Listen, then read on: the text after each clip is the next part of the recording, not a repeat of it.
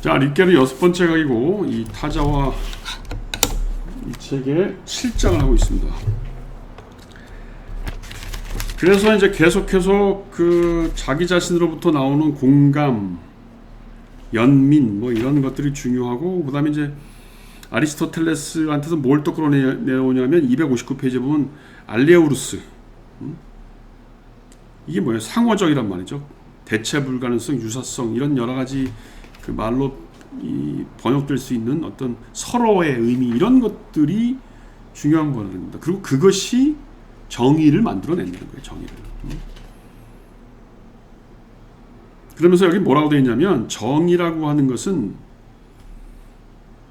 261페이지 세 번째, 그러니까 7번째 그 챕터의 세 번째 소 챕터에 보면 정의로운 제도들에서라고 하는 그 섭 챕터가 있어요. 3절이죠. 3절. 거기에 보면 이런 말이 있습니다. 읽겠습니다.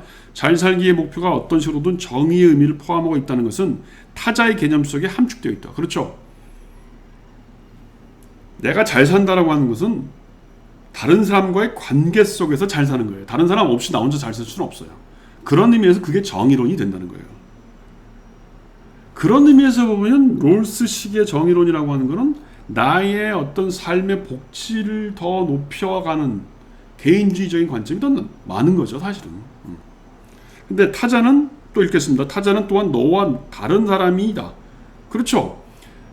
나와 다른 사람이죠. 존 롤스한테서의 정의는 나와 같은 시티즌십을 갖춘 동등한 사람이에요. 이방인도 아니고, 외국 사람도 아니고, 같은 시티즌십을 갖고 있는, 자본주의 사회에서 민주주의, 자유민주주의를 영위하고 있는 같은 제도 안에서 어떤 사람은 못 살고 어떤 사람은 잘 산다, 이 정도의 차이죠. 근데 이거는 지금 너와 나는 완전히 종교도 다르고 얼굴 색깔도 다르고 가치관도 달라. 이제 그럴 때에 남을 어떻게 받아들일 수 있느냐, 타자를 우리가 어떻게 받아들일 수 있느냐라고 하는 차원을 고려해야 된다는 겁니다. 그런 의미에서 정의론의 수준이 더 폭이 넓은 거죠. 그래서 이와 상관적으로 정의는 마주함보다 더 멀리 확대된다. 같은 얘기입니다. 약간 철학적이고 인문학적인 표현인데, 그 다음에 두 번째 그 문단에서 뭐라고 되어 있냐면, 여기서 두 개의 단원이 문제된다. 첫 번째 단원에 따르면 잘 살기는 상호 개인적인 관계에 국한되는 것이 아니라 제도들의 생명이 확대된다. 그렇죠? 여태까지는 타자의 관계라고 했지만 그 타자가 모르는 타자가 있을 수 있을 거예요. 제3의 타자. 그럼 제도가 만들어져야 된다는 거죠. 아주 중요한 얘기를 하는 겁니다. 레비나스한테서는 제도라고 하는 것은 거의 불가능하죠. 물론 후기에 가면 그런 생각들을 좀 했지만, 레비나스의 철학 안에 제도라는 걸 우리가 어떻게 만들어야 될지 잘 찾기가 어려워요. 근데 릿겔은 그 얘기를 하고 있는 겁니다. 그 다음 두 번째, 계속 읽겠습니다. 두 번째 단원에 따르면 정의는 배려에 포함되지 않는 윤리적인 특징들을, 즉 기본적으로 평등의 요구를 나타낸다. 정의의 적용점으로서의 제도와 정의의 윤리적 내용으로서 평등, 이것들이 윤리적 목표를 구성하는 세 번째 요소에 관한 것이다. 아, 그러니까 뭐예요? 제도, 그 다음 뭐예요? 평등, 그 다음 배려죠. 배려. 그러니까 시작은 배려, 타자에 대한 배려, 그 다음에 타자와 함께 할 수 있는 제도, 그 다음에 평등, 이 세 가지 축이 중요한 겁니다. 같이 있어야 돼요. 그래서 261페이지 보면 뭐라고 되어 있냐면, 제도의 의미는 역사적인 공동체에서 더불어 살기의 구조를 말한다. 그래서 국가나 민족이나 지방 등 이런 것들을 만들어내는 거예요. 이게 제도라는 거예요. 그렇죠? 그 다음에 이 다원성 개념이 여기서 나와요. 국가와 민족 등이 나왔으니까 이제 260페이지 보면 다원성이라는 개념을 통해 암시하는 것처럼 나와 너의 대저가 제3자의 자격으로 제외시키는 모든 사람들에게 인간 상호간의 관계를 확정시킨다. 그러니까 이게 이제 국가와 민족에 대한 것이죠.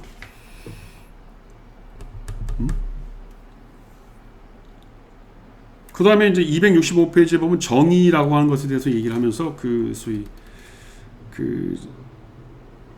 존 롤스를 얘기를 하고 있어요. 265페이지 읽겠습니다. 정의라는 관념이 결부되는 것은 영미 공리주의자들의 목적론과는 다른 목적이다. 이 목적론을 때마침 상기시키게 되는 것이 정의의 이론의 두 권두사에서 미덕이라는 용어의 사용이다. 정의는 진리가 사유체계들의 첫 번째 미덕이듯이 사회 제도들의 첫 번째 미덕이다. 존 롤스의 사회정의론을 인용하고 있어요. 그 서문에서 존 롤스가 이런 말을 했대요.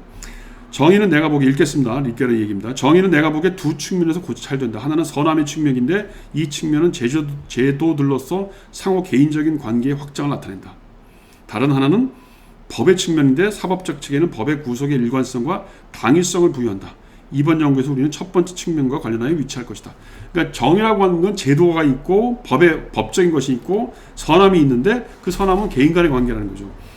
그러니까 주로 이제 존 롤스는 두 번째 관련돼서 굉장히 많이 얘기를 했다면 리케르는 여기는 이 개인 간의 관계에서 얘기를 하겠다는 거예요.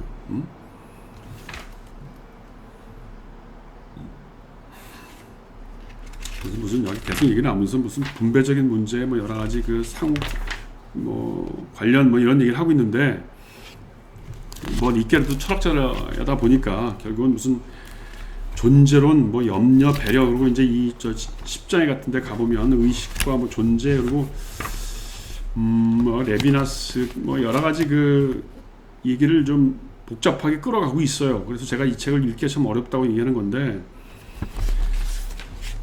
한마디로 얘기하면 그 타자와의 관계에서 내가 맺을 수 있는 타자의 관계는 윤리적인 삶이라는 거예요. 도덕적인 삶이 아니고 그건 규칙 법으로 해결될 수 없다는 거예요. 이게 기본적으로 리케르의 생각이고 그 생각은 그렇다고 레비나스처럼 완전히 무슨 타자의 뭐 타자성을 중심으로 해서 뭔가 이루어지고 타자성을 통해서 뭔가 이루어지는 신의 명령 같은 그것도 너무 지나치다는 거예요. 그러니까 동득성이라는 겁니다.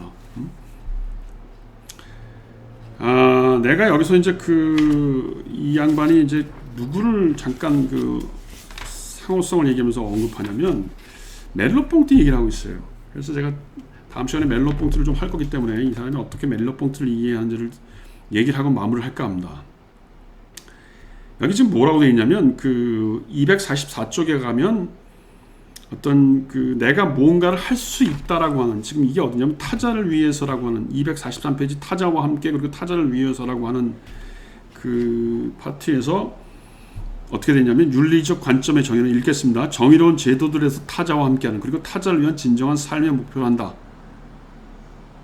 그러면서 우리가 염려라고 하는 아름다운 명칭으로 지칭하는 윤리적 목표 두 번째 구성요는 첫 번째 구성요와 어떻게 연결되는가? 그러니까 제도들과 어떻게 연결되는가? 이 얘기를 하는 거예요.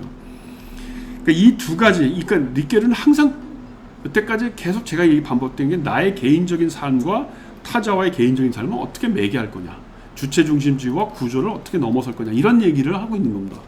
그래서 염려라고 하는 것은 정말 진정한 삶을 위해서 개인적인 수준에서 타자와의 관계, 배려 이런 거죠. 염려, 배려. 하이데거에서 왔어요. 그럼 그걸 제도화할 수 있는 방법은 뭐냐? 이 문제를 얘기하는 거예요. 근데 거기서 뭐라고 얘기를 하냐면 그 다음 페이지에 244쪽에 뭐라고 되어 있냐면 기본적으로 자기들의 실현 때문이 아니라 기본적으로 자기들의 능력 때문이라고 대답해야 된다. 뭐 사람들이 어떤 이유로 자기 자신을 평가받을 사람이라고 생각하느냐면 사람들이 어떤 이유로 자기가 평가받을 만하다고 표명되는지 묻는다면 그것은 자기들의 능력 때문이라고 한다. 이 능력이라는 게 뭐예요? 뭔가 해줄 수 있는, 육체적으로 보여줄 수 있는 힘이 있다는 겁니다. 그러면서 뭐라고 되어 있어요? 능력이라는 이 용어를 잘 이해하기 위해서는 멜로뽕트에 나는 할 수 있다라는 되돌아가 이 표현을 신체적인 차원에서 윤리적 차원으로 확대해야 한다. 이 말이에요. 이 말. 제가 강조하고 싶은 게 데카르트는 나는 생각한다 고로 존재한다 그랬죠. 멜로뽕트는 뭐라고 했어요? 나는 할 수 있다 고로 존재한다 이렇게 말했어요. 나중에 신체 현상을 지각의 현상을 제가 강의하면서 그 얘기를 그 부분을 어떤 맥락에서 그런 얘기가 나왔는지를 설명할 텐데 내가 행동으로 보여줄 수 있다는 거예요. 바로 그게 윤리적 차원이고 그게 제도적으로 확대시킬 수 있는 가능성이라는 거죠. 인간의 신체적인 역량이라는 게. 그래서 계속 읽으면 244쪽 밑에서 다섯 번째, 여섯 번째 줄 나는 자신들의 행동을 평가할 수 있고 그것들 가운데 어떤 것들의 목적들이 좋다고 평가함으로써 자기 자신을 평가할 수 있으며 자신을 훌륭하다고 평가할 수 있는 그런 존재이다. 물론 나는 할 수 있다라는 담론은 나로서의 담론이다. 그러나 가장 중요한 점은 동사의 할 수 있음이 놓여져야 하며 이 할 수 있음의 윤리적 차원에서 판단할 수 있음이 대응한다. 따라서 문제는 타자의 매개가 실행 능력의 도정에서 요구되지 않는지 아는 것이다. 이거예요, 이거. 그러니까 내가 뭔가를 할 수 있고 그걸 평가받을 수 있다는 겁니다. 그러니까 우리가 이제 제도라의 문제를 왜 리케르나 레비나스 같은 사람이 잘 얘기를 안 하냐면 제도나 법이라고 하는 거는 어떻게 보면 기본적으로 도덕적인 관점에서 얘기하는 거예요. 타자의 관계를. 그러니까 도덕으로 얘기하면 굉장히 명쾌해지죠. 우리는 도덕적인 관점, 칸트적인 관점, 도덕적인 관점 같은 말인데 그 다음에 법적이고 제도적인 관점. 우리가 뭐 불쌍한 사람 도와주려면 어떻게 해야 돼요? 예산을 늘려 아니면 법을 만들어 이런 관점이라고 하는 건 전형적으로 칸트적인 관점이죠. 그런데 예를 들면 난민을 어떻게 수용할까? 그거 뭐 어떻게 해야 돼? 그 다음에 무슨 나하고 종교적인 가치관이 다른 사람은 어떻게 해야 돼?